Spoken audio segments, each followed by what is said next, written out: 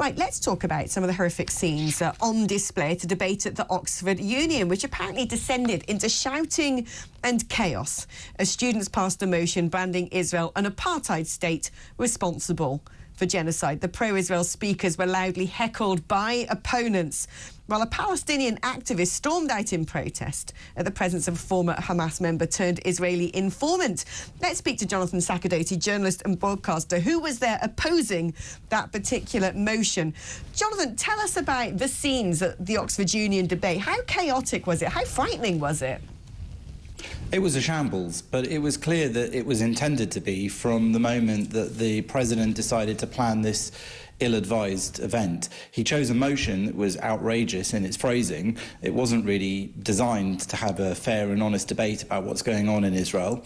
And he then chose speakers on the side against Israel who were as inflammatory and aggressive as he possibly could, and also tried to hijack our side of the debate by constantly miscommunicating or telling us porkies, let's say, about who was invited on our side and who wasn't.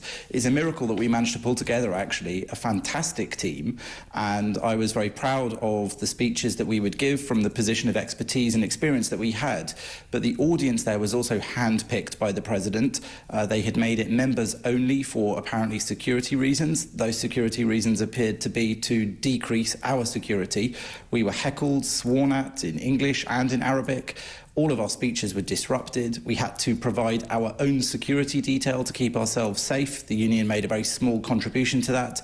Nothing about how this event was organised was correct or proper, and I would say that the president of the Oxford Union brought that august institution into enormous disrepute with his behaviour there. But more importantly, Jewish students told me that they felt afraid to attend the event. They weren't able to get in if they wanted to, and they were scared of the environment and the atmosphere in there. So all round, this was a shameful event, and definitely somebody should be held accountable for it.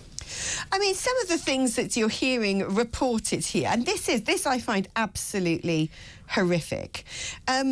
Apparently, when asked whether or not this is the audience, the participants, if they would have reported Hamas's plans to authorities in order to prevent the October the 7th massacre, 75% voted that they would not have done that. Essentially would be in tacit agreement that the most disgusting, barbaric, murderous, genocidal, to use the term I'd say correctly, acts by a vile, barbaric organisation are actually fine, because they've become, what, so brainwashed that Israel is a terrorist state, that Israel is an evil country. This is a premier seat of learning in the United Kingdom. These are supposed to be our leaders of the future. This is the finishing school of the international community for people who will go on and hold the most prestige and powerful positions. How come so many of them seem to have such a warped mindset when it comes to Israel and the reality of geopolitics in the Middle East? That's right, and it wasn't an abstract or academic question, by the way, because the person that asked them that was my colleague Mossab Hassan Youssef, who, for those who don't know, is the son of one of the founders of Hamas. He actually, from that position, decided to inform on Hamas to Israel and saved probably thousands of people's lives by informing Israel of impending suicide bombings for 10 years as a double agent. So when we brought him on our team, we knew that he would be able to speak from a position of unique experience to the entire audience there and internationally, somebody that understands this conflict from not just both sides, but deep within both sides. So he then, after he explained that that's what he'd done, with his own life at great risk to himself, asked the audience there this arbitrary question for them, no risk, no jeopardy, would they have informed if they knew something about the 7th of October? And I would say that by the show of hands that he requested, 75% is a sort of optimistic evaluation. Very few people put up their hands.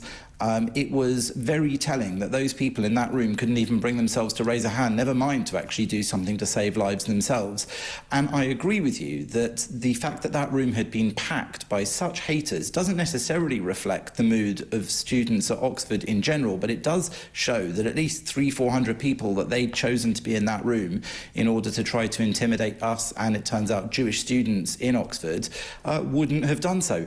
And it wasn't surprising, because the atmosphere in that room was just shocking. The tension was thick. People were swearing at us in Arabic, in English throughout.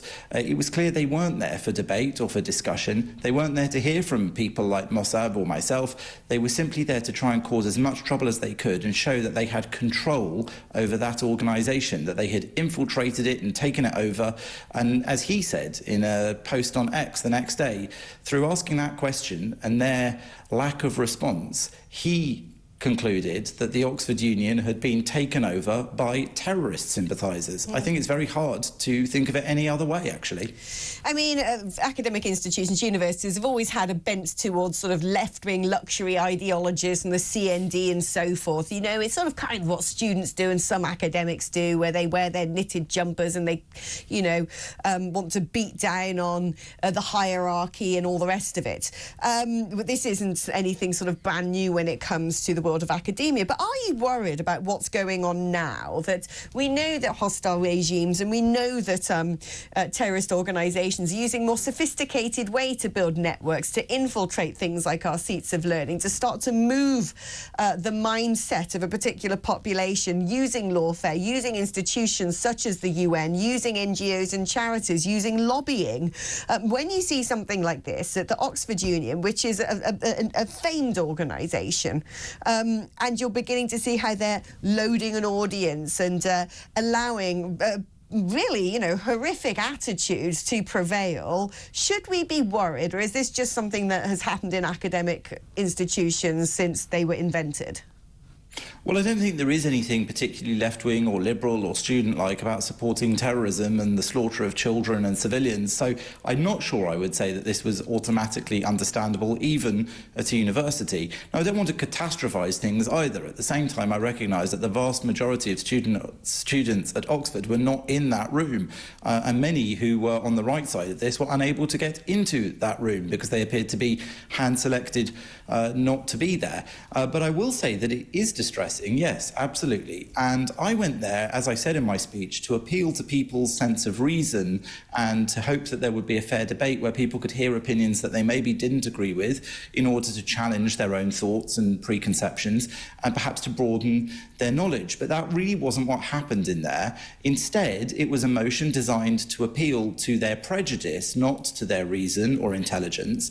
And that prejudice is a result of what you just described, which is because there's been this sort of takeover and infiltration of NGOs and international bodies like the UN by those people who don't have respect for the truth or indeed for humanity, but instead for bashing Israel and Jews and spreading these slanders and calumnies, it means that student audiences who maybe aren't that well informed, why should they be? They're still students, they're still learning, but they are primed to believe the very worst, most evil blood libels and slanders about Jews, the Jewish state, Israel. And so rather than evaluating the facts, they're willing to take everything at face value. They've been told Israel bad, Israelis evil, Jews like killing children, all those sorts of things, which unfortunately we've heard throughout our history as a Jewish people. And so then when the words genocide and apartheid are thrown at them, rather than examine the true meaning of those words legally, ethically, morally, historically, and assessing the facts alongside them, they just hear it and they just say, well, yes, it feels right because we've been told by previous slurs that that's exactly how Israel behaves. But none of that is based on truth or facts or debate, and they weren't open to hearing any of that from any of the speakers on our side. And that's what's utterly depressing and most troubling about what happened on Thursday night. Yeah, I find it depressing and troubling indeed. Jonathan Sacerdoti, thank you ever so much.